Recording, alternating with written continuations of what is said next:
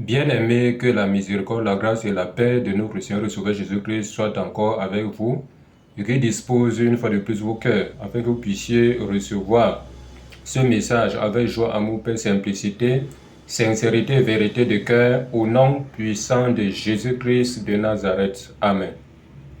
Bien-aimés, Dieu m'a mis à cœur de partager avec vous un point auquel beaucoup ont l'habitude de s'appuyer pour vouloir un peu pousser les autres à désobéir à Dieu comme eux-mêmes ils aiment désobéir à Dieu. Et ils s'autoproclament des chrétiens. À la lumière de la parole, on va toucher, pour que les gens ne soient plus dans la confusion, qu'ils ne confondent plus ces deux termes. Il y a,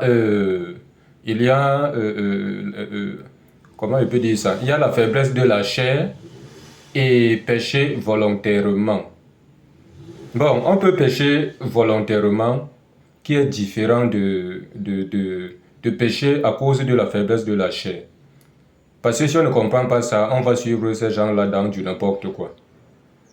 Il y a d'autres chrétiens que, ayant cru, ils ont encore des faiblesses en eux.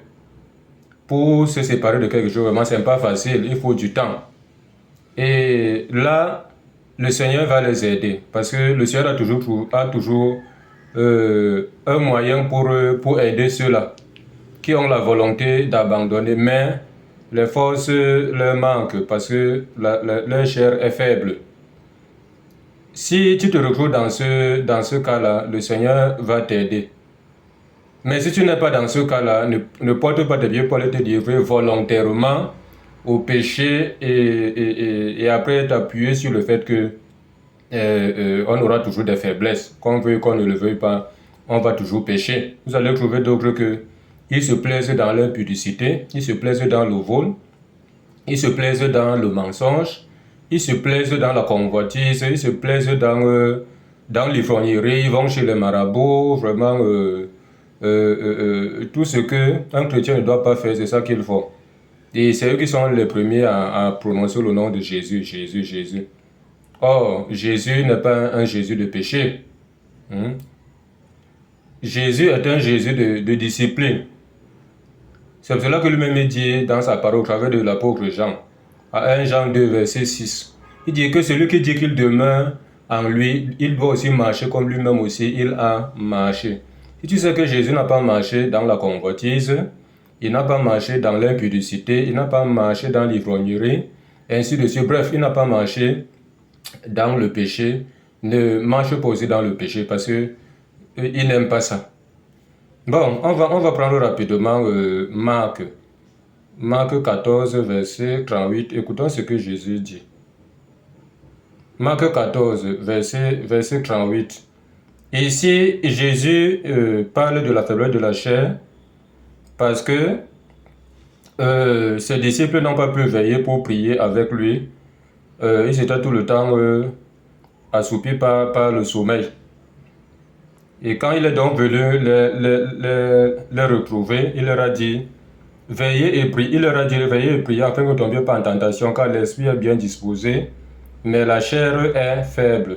Bon, d'autres ont l'habitude de s'appuyer sur ça pour dire que la chair est faible, donc qu'on veut, qu'on ne veut pas, on va toujours pécher. Donc voilà un peu le passage auquel il s'appuie. On va lire ça rapidement, Marc 14, verset 38. Il dit, veillez et priez afin que vous ne tombiez pas en tentation. L'esprit est bien disposé, mais la chair est faible. Bon, je veux même aussi m'appuyer sur ça pour leur faire comprendre que bon, je le leur concerne. Du moins, je le leur concède, pour dire le mot comme il faut. Mais, comme le Seigneur a toujours un moyen pour soutenir ses enfants qui ont la volonté, mais les forces leur manquent à cause de la faiblesse de la chair. Voici ce que Romains chapitre 8. Romains chapitre 8. On va prendre au verset 26. Romains 8, verset 26. Écoutons ce que ça dit. On dit, de même aussi, l'Esprit nous aide dans notre faiblesse. Donc, si c'est la faiblesse de la chair qui te pousse à pécher, à désobéir tout le temps la parole de Dieu, sache aussi que si tu as l'Esprit de Dieu, si tu as véritablement cru, l'Esprit de Dieu va aussi t'aider dans ta faiblesse. On dit, car nous ne savons quoi Nous ne savons pas ce qu'il nous convient de demander dans nos prières, mais l'Esprit lui-même intercède par des soupirs inexprimables. Voilà, donc l'Esprit lui-même nous aide dans notre faiblesse. Donc il ne faut pas qu'il s'appuie tout le temps sur ça pour vouloir un peu justifier leur mauvaise vie. On va prendre 1 Pierre. 1 Pierre 5, verset 10, qui nous dit. 1 Pierre 5, verset 10 nous dit. Le Dieu de toute grâce, qui vous a appelé en Jésus-Christ à sa gloire éternelle, après que vous aurez souffert pour un peu de temps. Après que vous aurez souffert un peu de temps, il dit, vous perfectionnera lui-même. Donc, ta chair ayant souffert à cause de la faiblesse qui te pousse le temps à te livrer à la désobéissance, à te livrer au péché. On dit que le Seigneur même va te perfectionner, dit, il vous perfectionnera lui-même, vous affermira, vous fortifiera, vous rendra inébranlable. Au verset 11, on dit, à lui soit la puissance au siècle des siècles. Amen. Voilà. Donc voilà déjà ça. Il ne faut pas que les gens s'appuient sur ça pour vouloir un peu justifier du n'importe quoi. Maintenant, sache que Hébreu chapitre... Voilà, on va prendre rapidement Hébreu chapitre 10. Hébreu chapitre 10. Écoutons ce que Hébreu chapitre 10, verset 26 nous dit. On va lire du verset 26 jusqu'au verset 29. Nous dit, pour ceux qui prennent sur eux d'aller le faire, d'aller pécher volontairement et vouloir un peu justifier ça en disant que qu'on veut qu'on ne le veuille pas, on va pécher parce que la chair est faible. La chair est soumise à une faiblesse. C'est leur langage. Écoutons ce que Hébreu 10, à partir du verset 26 jusqu'au verset 29 dit. Il dit, car si nous péchons volontairement, après avoir reçu la connaissance de la vérité, il ne reste plus de sacrifice pour les péchés. Donc ne prends pas sur toi d'aller le faire volontairement. Là, tu es en train de tenter Dieu. Et depuis le temps de la loi, le Seigneur Dieu disait toujours que tu ne tenteras point l'Éternel, ton Dieu. Ne crois pas que c'est sous la grâce et la vérité que tu vas aller tenter Christ. Et après, tu viens justifier ça par le fait que la chair est faible. Non. Il continue. Il dit, mais une attente terrible du jugement et l'ardeur d'un feu qui dévorera les rebelles. Donc un feu va te dévorer. Tu seras consumé dans le feu de l'enfer. Si tu le fais volontairement. Dieu n'aime pas quand on fait volontairement quelque chose. Ça, c'est le tenter. Il continue, verset 27. Voilà, on a même déjà lu ça, mais j'aime le passage là pour que nous comprenions. On dit, mais une attente terrible du jugement et l'ardeur d'un feu qui dévorera les rebelles.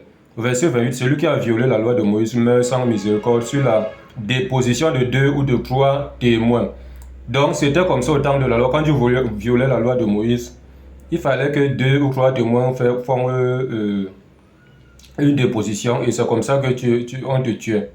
Au verset 29, on dit, de quel pire châtiment pensez-vous que sera jugé digne celui qui aura foulé aux pieds le Fils de Dieu, qui aura tenu pour profane le sang de l'alliance par lequel il a été sanctifié et qui aura outragé l'esprit de la grâce.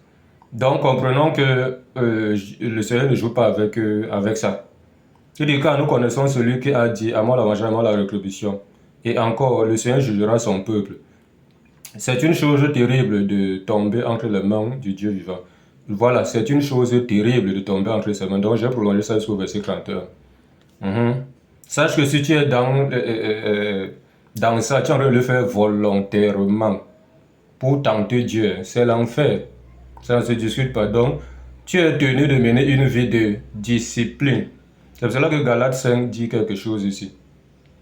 Galates chapitre 5, du verset 19 jusqu'au verset 21, écoutons bien, du verset 19 au verset 21, nous dit, or, les œuvres de la chair sont manifestes, ce sont l'impudicité, l'impureté, la dissolution, l'idolâtrie, la magie, les inimitiés, les querelles, les jalousies, les animosités, les disputes, les divisions, les sectes, l'envie, l'ivrognerie, les excès de table et les choses semblables. Donc même ce qu'on n'a pas cité ici, mais les choses semblables qui sont très au péché. Il dit, je vous dis d'avance, comme je l'ai déjà dit, que ceux qui commettent de telles choses n'hériteront pas le royaume de Dieu. Donc ceux qui commettent de telles choses, donc si tu commets de telles choses, et après tu commences à dire que non, la chair est faible, c'est à cause de la faiblesse de la chair, non, tu n'hériteras pas la vie éternelle. Donc partout où tu es, Rassure-toi que ta vie soit une vie qui plaise à Dieu. C'est ça que vraiment le Seigneur m'a mis à cœur de partager avec toi. N'écoute pas du n'importe quoi là dans les réseaux sociaux, c'est du n'importe quoi là qui va te pousser à désobéir à Dieu. Mène une vie de discipline, sois agréable à Dieu. Voilà, ok, dans la paix, au nom de Jésus-Christ. Amen.